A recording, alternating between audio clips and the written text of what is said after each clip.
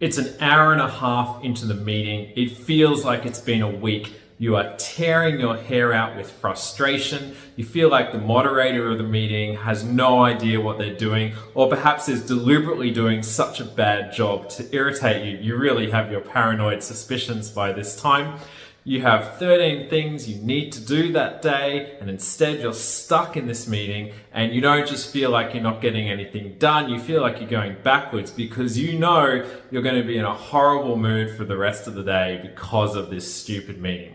This is the tear your hair out meeting scenario that we all dread but face regularly in our lives. In today's Hacking Academia video, I'm going to make a few points that will not solve the situation, but may give a little bit more perspective on how to manage it, how to respond to it, and come out with at least some of your sanity intact. The first few points are really all about perspective and gratitude to some extent. So the first thing to always remember is it's quite possible no one wanted that job as convener of the meeting, and some poor soul has volunteered to do the prep, step up and run the meeting. Perhaps it's in an area that they're not familiar with, and so try and combine that rising frustration with a bit of empathy or sympathy, I guess, for someone who's possibly stepped up to do a role that they really didn't want to do in the first place. Oh no, it's completely different in this situation, I hear you say. This person is a bit of a control freak and they love running meetings and ruining it for everyone else.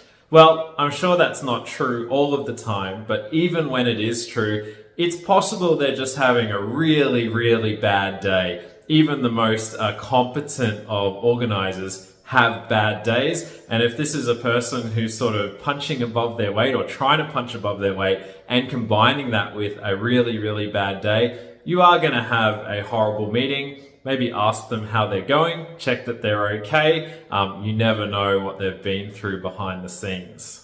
Another piece of perspective is that at some stage, almost certainly in your career, there have been people sitting around you incredibly frustrated with how you were running the meeting. Now, some of these occasions I'm sure you remember well because you were very aware that you were doing a horrible job. Perhaps you were doing a meeting organization role for the first time. But there would have also been times where you would have been blissfully unaware that people in the meeting room with you were really irritated in one way or the other. So although the current runner of the meeting that you're stuck in right now is receiving all of your projected frustration, remember that the shoe has probably been on the other foot at some stage in your career, possibly even in another meeting that you've run that very week. Early on in your career, when the pressure is really, really on and there's a certain number of very specific things that you're trying to get done, one of the very understandable traps you can fall into is to directly put up what you're doing or feeling like you're wasting your time doing in the meeting against all the other concrete activities that you absolutely feel like you must get done. And to a certain extent, it is very fair to say that if you waste an hour in a meeting, you are removing an hour of opportunity to do the things that you critically have to do.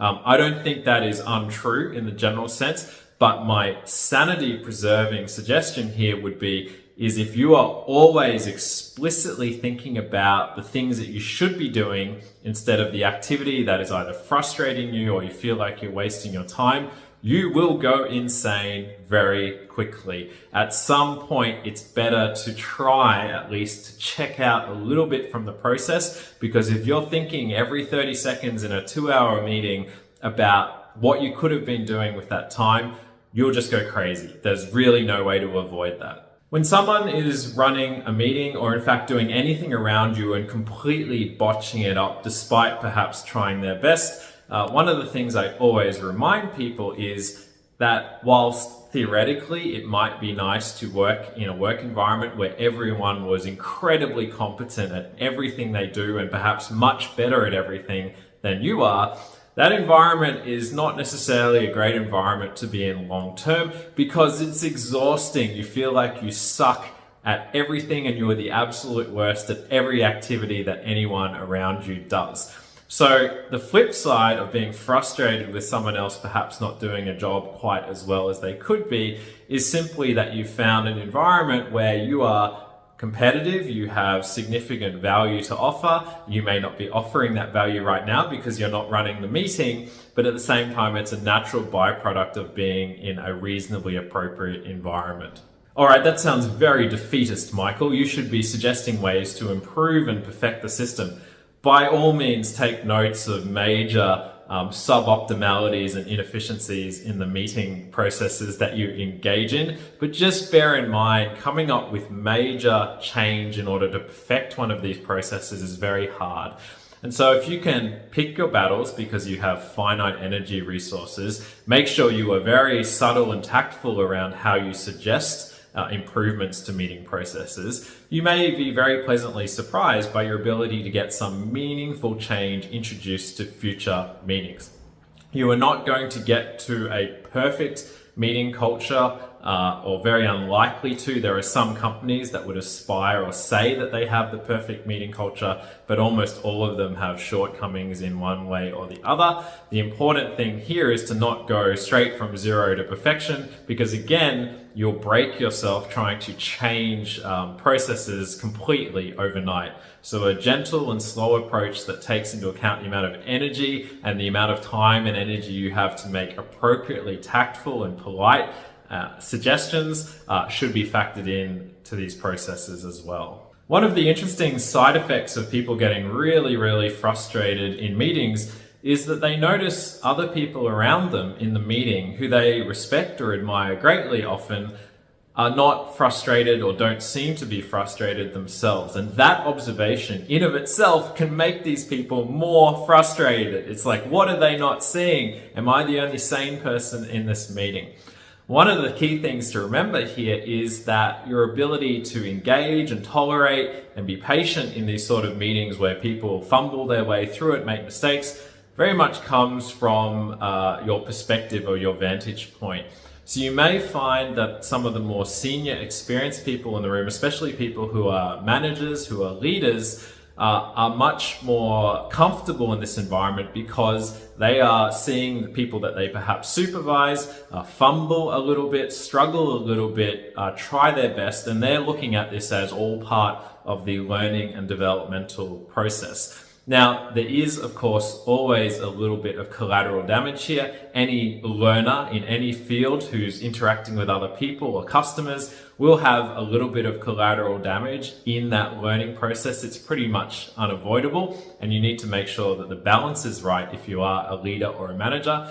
But hopefully that explains a little bit why some senior people who perhaps have very high performance bars seem to be much more tolerant of inefficiencies in meeting processes, although they will get cranky and sort of cut in and suggest a way to do things better as well. Another trap high performers, especially those early in their career, tend to fall into is thinking that they have to be concentrating at 110% and contributing at 110% 100% of the time. And you can't do that throughout your entire working week. And so I'm not advocating zoning out of meetings completely, but one way to slightly diffuse the situation in these meetings that are just frustrating you no end is to set yourself a much more modest goal of being at least vaguely aware of what is being discussed, being able to contribute some sort of meaningful contribution if asked upon or if you have a particular point to make, but trying to back off that need to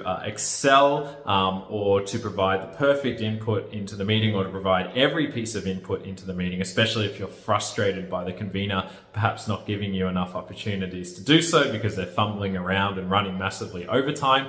If you lower the bar for what you expect to get out of the meeting and contribute to it, that can diffuse some of the frustration. And whilst that may sound like a not very exciting goal, if it's the choice between that and snapping and saying something that you're instantly going to regret, I would always go for the first option. Obviously, there is a lot written about the need or not need for having meetings. I would say that some meetings are inevitable. In most workplaces, we probably do have slightly more meetings than are absolutely necessary, but learning how to not completely break down and go insane in those inevitable meetings where you feel like your time's being wasted a little bit is a regrettable but useful professional skill to develop and cultivate. Obviously, you don't want to get too good at it because you should still feel that rage and anger when you feel like your time is being wasted. But there needs to be a balance. That will happen on occasion, and reacting in a relatively professional, moderated manner to it is a key part of maintaining some sort of stable career.